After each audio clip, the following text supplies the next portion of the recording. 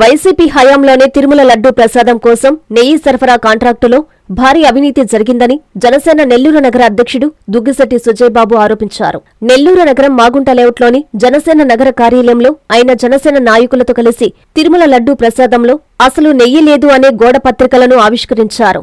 అనంతరం సుజయబాబు మాట్లాడుతూ అసలు డైరీ వ్యాపారం లేని కంపెనీలకు నెయ్యి సరఫరా కాంట్రాక్టు కట్టబెట్టారని, ఆ సంస్థలకు కనీసం పాలు సేకరించే వ్యాపారం కూడా లేదని దుయ్యబట్టారు. ఇన్ని అవినీతి చేసి వైసీపీ ప్రజలను మభ్యపెట్టాలని చూస్తోందన్నారు.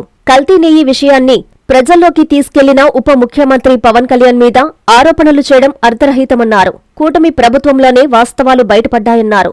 ఈ సమావేశంలో జిల్లా ఉపాధ్యక్షుడు తీగల చంద్రశేఖరరావు, రీజనల్ కోఆర్డినేటర్ నాగరత్నం యాదవ్, జనసేన నాయకులు, కార్యకర్తలు, వీర మహిళలు పాల్గొన్నారు.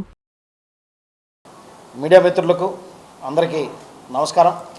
ఈరోజు ముందుగా మనం పాత్రికేయ సమావేశాన్ని ఈరోజు నెల్లూరు జిల్లా జనసేన పార్టీ ఆధ్వర్యంలో నెల్లూరు నగర జనసేన పార్టీ కార్యాలయంలో ఈరోజు మా వీర మహిళలు, అదేవిధంగా జన సైనికులు, అదేవిధంగా నగర నాయకులు, జిల్లా నాయకులు అందరితో కలిసి ఈరోజు ఈ సమావేశం ఈరోజు ఇక్కడ నిర్వహించుకునేదానికి ముఖ్య కారణం ఏంటంటే ఆంధ్ర రాష్ట్రంలోనే కాదు, భారతదేశంలోనే కాదు, ఈ ప్రపంచంలో కలియుగ ప్రత్యక్ష దైవమైన శ్రీ వెంకటేశ్వర స్వామి మన రాష్ట్రంలో ఉండడం నిజంగా మన తెలుగు ప్రజలు కానీ, అదేవిధంగా భారతదేశంలో ఉండడం భారతీయులందరూ చేసుకున్న ఒక గొప్ప అదృష్టంగా, అందులోనూ నెల్లూరు జిల్లాకి దగ్గరగా మన తిరుపతిలో ఉండడం నిజంగా ఆంధ్రప్రదేశ్ రాష్ట్ర ప్రజలందరూ చేసుకున్న ఒక అదృష్టంగా ప్రజలందరూ భావిస్తూ ఉంటారు. ముఖ్యంగా హిందువులైతే ఇంకా చాలా పరమ పవిత్రంగా తిరుమల తిరుపతి వెంకటేశ్వర స్వామి పాదాల చెంత ఉన్నందుకు ఎంతో ఆనందంతో పులకించిపోతుంటారు. అటువంటి వెంకటేశ్వర స్వామి ఏ విధంగా అయితే వెంకటేశ్వర స్వామిని మనం దైవంగా పూజిస్తామో అంతకన్నా ఎంతో పవిత్రంగా ఒక తిరుమలకు వెళ్ళి ఒక భక్తుడు ఒక లడ్డు తీసుకొచ్చి చేతిలో పెడితే సాక్షాత్తు తిరుమల వెంకటేశ్వర స్వామిని మనం దర్శనం చేసుకున్నంత ఇదిగా మనం కళ్ళకి అద్దుకొని మరీ నోట్లో వేసుకుంటాం. అటువంటి లడ్డూలోనే తీవ్ర కల్తీ జరిగింది. అది కూడా 2019 నుంచి 2024 వరకు ఏ ప్రభుత్వం అయితే ఉందో ఆ ప్రభుత్వ హయాంలో ఈ విధంగా కలియుగ ప్రత్యక్ష దైవమైన వెంకటేశ్వర స్వామి లడ్డూలో సైతం వాళ్ళు కల్తీ చేశారంటే దాన్ని మనం ఏ విధంగా చూసుకోవాలనేది ఒకటి మాట్లాడుతున్నాం. అదేవిధంగా ఈరోజు మనం చూసుకున్నట్లయితే తిరుమల లడ్డూ ప్రసాదం కోసం వైసీపీ హయాంలో నెయ్యి సరఫరా కాంట్రాక్ట్లో తీవ్ర అవినీతి అధర్మాలు చోటు చేసుకున్నాయి అని చెప్తున్నారు.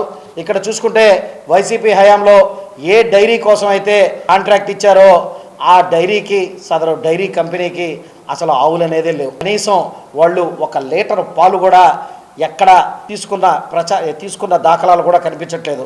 కనీసం వాళ్ళకి ఆవులు లేకుండా, కనీసం పాలు 1 లీటర్ కూడా సేకరించకుండా ఏ విధంగా నెయ్యిని తీసుకొచ్చారు, ఏ విధంగా పాలలోంచి ఆ నెయ్యిని తీసుకొచ్చారనేది మనకి అర్థం కాని ఓ ప్రశ్నగా మిగిలింది. దాన్ని పవన్ కళ్యాణ్ గారు ప్రశ్నించి దాని మీద సిబిఐ ఎంక్వైరీ ఏమని తర్వాత ఇవన్నీ చోటు చేసుకుంటే దానికి వైసీపీ వారు అసలుకి నెయ్యిలో కల్తీయే జరగలేదని చెప్పడం నిజంగా చాలా విడ్డూరంగా ఉంది.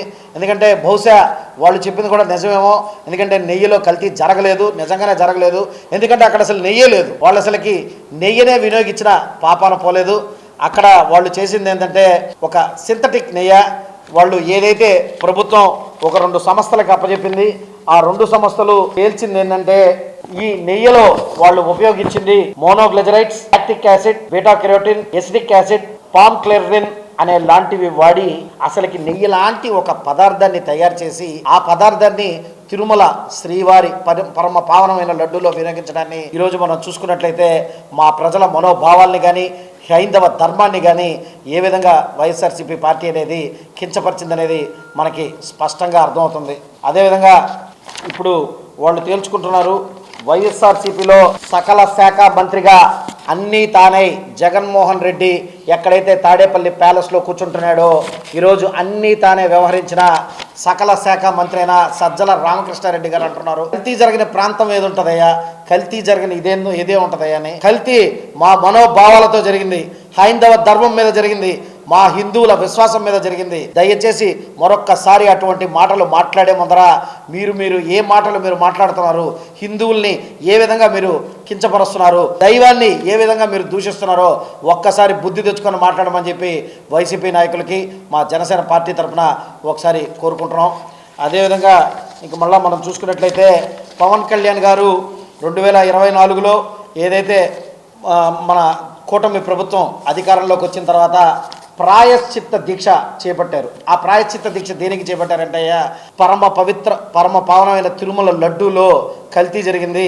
అటువంటి లడ్డూలో కల్తీ జరిగితే నేను ఈ రాష్ట్రంలో ఉండి, ఈ రాష్ట్రంలో ఒక రాజకీయ పార్టీ నాయకుడిగా ఉండి మా హయాంలో కల్తీ జరిగిందనే ఒక చిన్న ఇదితో, ఒక చిన్న గిల్ట్తో ఆయన పరమ పవిత్రంగా ప్రాయశ్చిత్త దీక్ష చేస్తే ఆ దీక్షను కూడా ఈరోజు ఎక్కిరించే ఇదిలో మీరు తిరుగుతున్నారంటే వైఎస్ఆర్సీపీ వాళ్ళు ఏ విధమైన నీచాలకి ఒడుగలుపుతున్నారో ఒకసారి స్పష్టంగా అర్థం చేసుకోవాలని కూడా కోరుతున్నాను.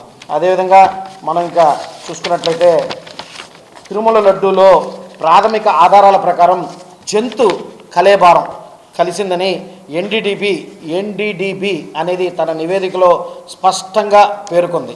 సిట్ తన దర్యాప్తులో పాలు లేకుండా కేవలం రసాయనాలు వాడారని తేలిస్తే ఎన్డీడీబీ తన నివేదికలో జంతు కళేబారాన్ని వాడారు అని చెప్పి తెలిసింది. జంతు కళేబారం అంటే ఏ జంతువుల నుంచో తీసుకున్న కొవ్వుని 240 నుంచి 270 డిగ్రీల మధ్య వేట్లయితే కరిగిస్తే ఆ కరిగించిన ఆ పదార్థాన్ని అది తీసుకొని వచ్చి లడ్డూలో వాడడం నిజంగా తలుచుకుంటుంటేనే నిజంగా ఆ తిరుమల శ్రీవారి లడ్డూ మీద ఇంత కల్తీ చేశారంటే నిజంగా చాలా బాధగా, ఒక మనసు ఇంకా దేవుడికే మనం ఇటువంటి చేస్తే ప్రజలకి వాళ్ళు ఏ విధంగా చేశారని చెప్పి ఒక్కసారి తెలుసుకోవచ్చు.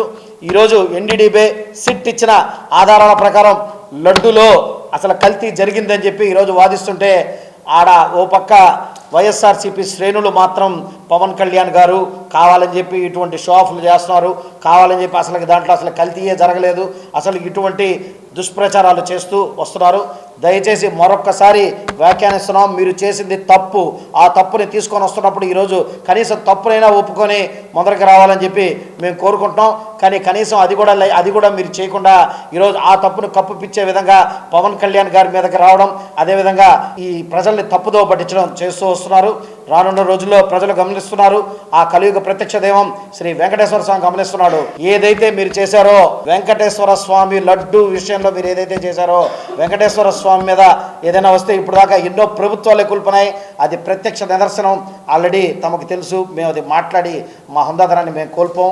రానున్న రోజుల్లో మీరు ఎటువంటి వైపరీత్యాలకి లోను కాబోతున్నారు అనేది త్వరలో తెలుసుకుంటారని చెప్పి పత్రికాముఖంగా తెలియజేసుకుంటూ సెలవు తీసుకుంటాను. జై హింద్, జై జనసేన. విద్యుత్ వినియోగదారులకి శుభవార్త. కరెంటు బిల్లు ఎక్కువ వస్తుంది అని బాధపడుతున్నారా? ఏసీ మరియు ఇతర ఎలక్ట్రికల్ గీజర్లు, హోమ్ అప్లయన్సెస్ వాడకంలో పొదుపు చేస్తున్నారా? ఇప్పుడే నిర్ణయం తీసుకోండి. కేంద్ర రాష్ట్ర ప్రభుత్వాలు పీఎం సూర్యగర్ పథకం ద్వారా 78,000 సబ్సిడీతో మరియు వినియోగదారులకు తక్కువ ఖర్చుతోనే బ్యాంక్ లోన్ సదుపాయం, తక్కువ 65 పైసల వడ్డీతో మీరు కట్టే కరెంటు బిల్లును బ్యాంకు ఈఎంఐ కట్టే విధంగా ప్రముఖ కంపెనీలు టాటా, అదానీ, వారీ, సోలార్ 25 సంవత్సరాల కంపెనీ వారంటీతో ఉచిత డాక్యుమెంట్ ఛార్జీలతో మా సిబ్బంది ద్వారా నిర్ణీత సమయంలో సమకూర్చబడును. కనుక ప్రతి ఒక్కరూ ఈ అవకాశాన్ని సద్వినియోగం చేసుకోండి. పూర్తి వివరాలకు ఈ క్రింది నంబర్లకు సంప్రదించండి.